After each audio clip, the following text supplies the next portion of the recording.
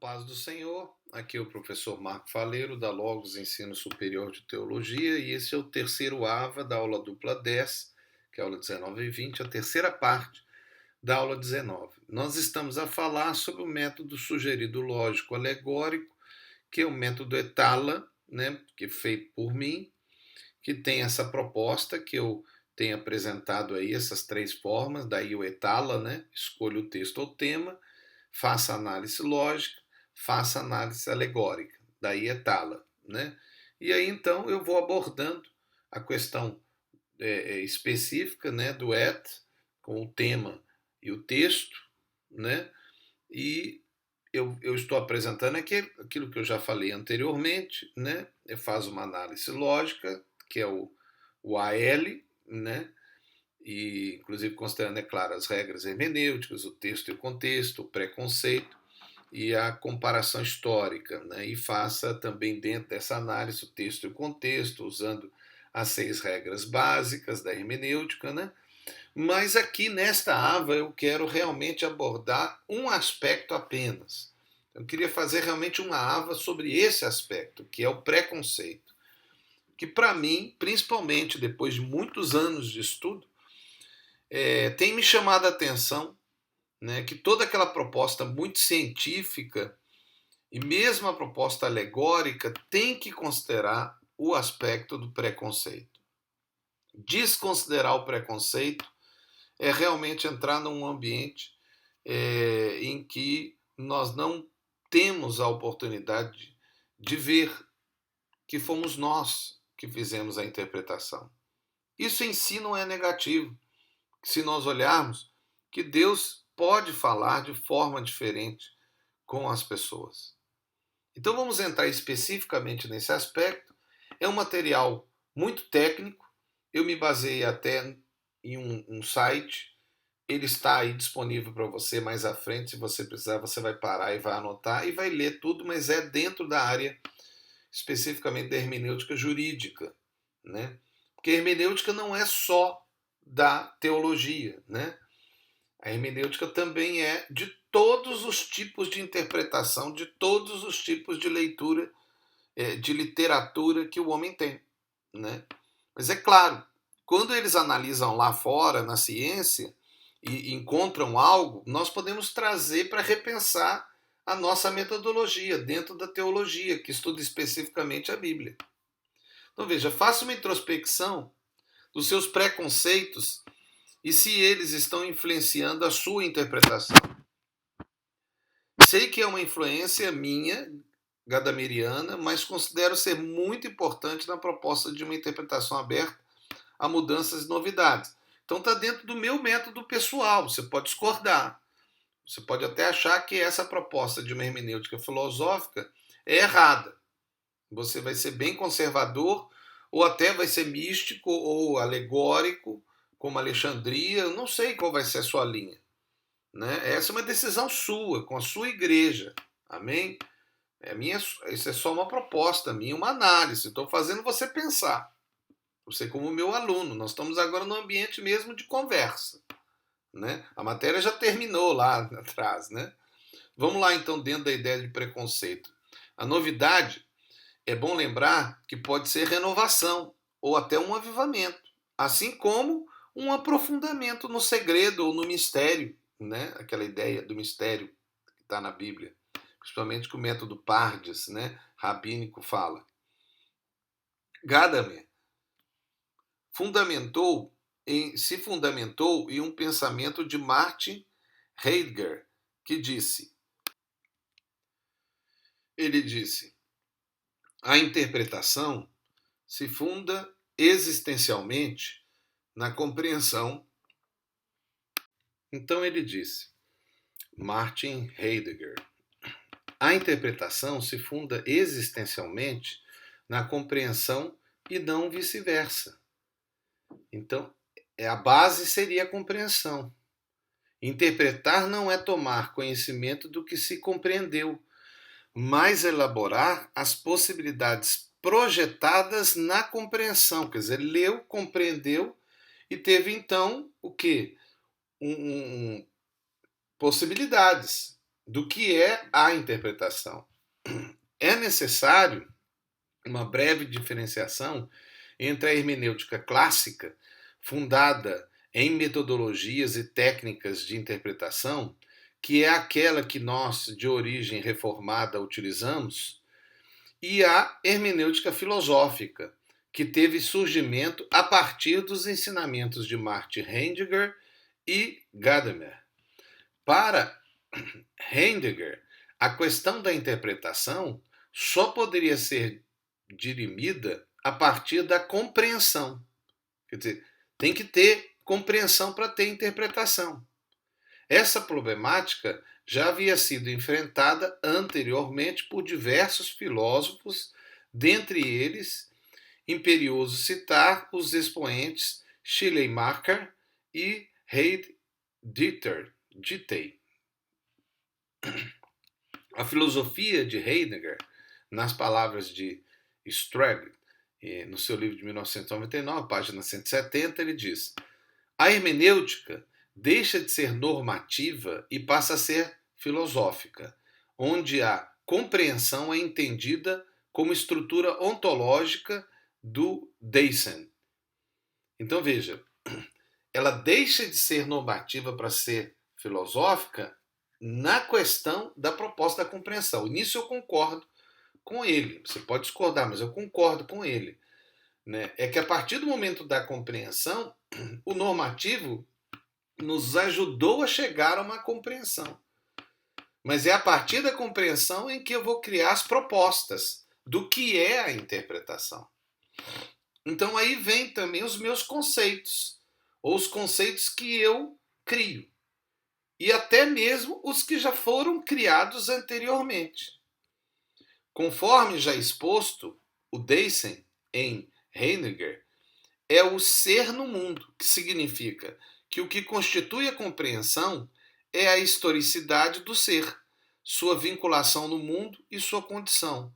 O compreender é uma estrutura do Dasein, uma estrutura do ser, aí é uma estrutura do homem.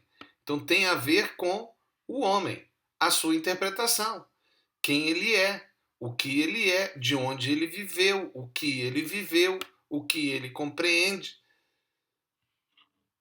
Para um melhor entendimento acerca da fusão entre interpretação e compreensão, dois aspectos, trata-se ao presente artigo uma figura de metáfora para que se possa melhor entender o que Gadamer e os demais teóricos da hermenêutica filosófica queriam demonstrar com o círculo hermenêutico, ou seja, o processo de compreensão envolto em um diálogo constante de ida e volta entre análises e sínteses voltadas a compreender o todo e as partes, porque um texto ou algo que você lê, que é o texto, no caso específico, ele tem o todo, mas tem as partes.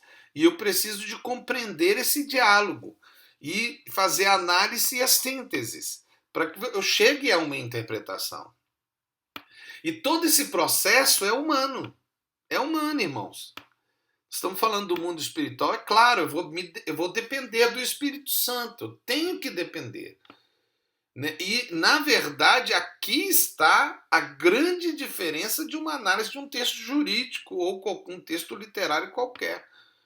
É que nós temos a convicção que o autor está disponível a conversar conosco e a revelar.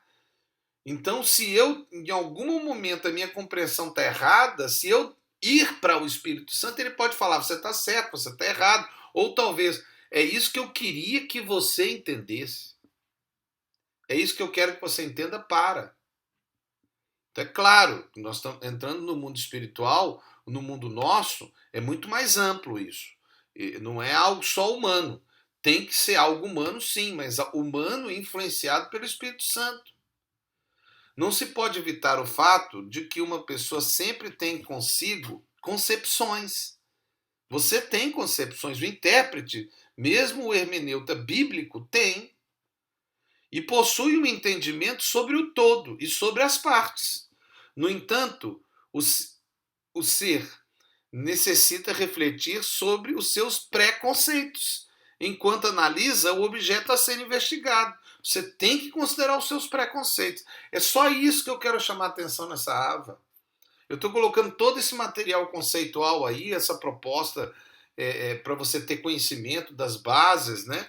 Que seriam os pressupostos que eu estou levantando, mas não é esse o fato primordial meu. É que você tem que considerar que você tem concepções e você tem que analisar elas quando você estiver fazendo a sua análise bíblica. Compreender algo novo é uma dialética contínua que muda de direção constantemente entre o mais local dos detalhes locais e a mais global da estrutura global, de modo a induzir que ambos sejam entendidos simultaneamente. Esse é Gerser, em 1979, página 241. Na verdade, os slides anteriores também estão ligados a ele. Se você quiser saber todo esse material, está aí o endereço na internet, um material feito, é só parar a ava e anotar, né? Ou fotocopiar aí, do jeito que você achar melhor. Esse é um artigo do campo da hermenêutica jurídica, dessas pessoas que estão aí, a Monique Pereira e o Jorge Renato Reis, que escreveram. Se você quiser depois ler mais detalhadamente, está lá. Agora, para terminar essa ava, em que eu chamei atenção apenas à questão do preconceito, para mim, a hermenêutica filosófica é o caminho da alegoria, ou da busca do mistério, que o apóstolo Paulo citou em suas cartas. Então, no caso, eu, como hermeneuta, considero, né, que é necessário, quando você inicia o seu estudo, você parar e fazer uma análise do que você acha daquele texto bíblico. Nós estamos falando da Bíblia, né? É claro, eu busquei aí um pouco de conhecimento na hermenêutica como ciência, mas eu tenho que contextualizar a Bíblia. E é claro que na contextualização eu considero a presença e a atuação do Espírito Santo, ok? Mas você é um ser humano, tem ideias pré-concebidas, até mesmo de algum texto bíblico. E quando você começa a ler aquele texto, será que os seus preconceitos podem afetar a sua interpretação? Eu afirmo para você que vai. Sempre afeta. Agora, afeta positivamente ou negativamente? Esse é o aspecto, né? Então, sempre considere o preconceito quando você escolher o texto ou o tema com o texto base, né? E você ir estudando ali logicamente o contexto, a parte histórica. Aí você coloca no meio disso tudo o seu preconceito também, quer dizer, o seu conceito pré-concebido, aquele que você pensava antes, né? Talvez tenha sido de alguém que falou com você, que ensinou antes, algum estudo bíblico ou um livro que você leu, uma pregação que você ouviu, que pode ter te influenciado. Isso é normal, isso é humano. Irmãos, nós somos humanos ainda e vamos ser eternamente. Só que quando nós tivermos lá aquele dia do Senhor, né, nós vamos ter uma renovação, vamos ser novos, né, sem corrupção de pecado. Né? Aí vai ser diferente. Então, que Deus abençoe você. Aqui é o professor Marco Faleiro, da Logos Ensino Superior de Teologia. E nós estamos aí numa aula dupla complementar, né? Que é bem assim, vamos dizer assim, filosófica, né? Está fazendo a gente a repensar, a pensar, né? A filosofar, né? Dentro do tema, mas com o objetivo de ampliar o seu conhecimento e, é claro, dentro da minha proposta pessoal, que é o meu método, que é o método Etala, meu, né? Você não precisa de seguir, é apenas um legado aí que nós estamos deixando para a Logos. Deus abençoe, em nome de Jesus, e até a próxima ava. A gente vai continuar falando do método. Só dei essa paradinha rápida para falar de preconceito, mas vamos continuar a falar do método em si. Deus abençoe.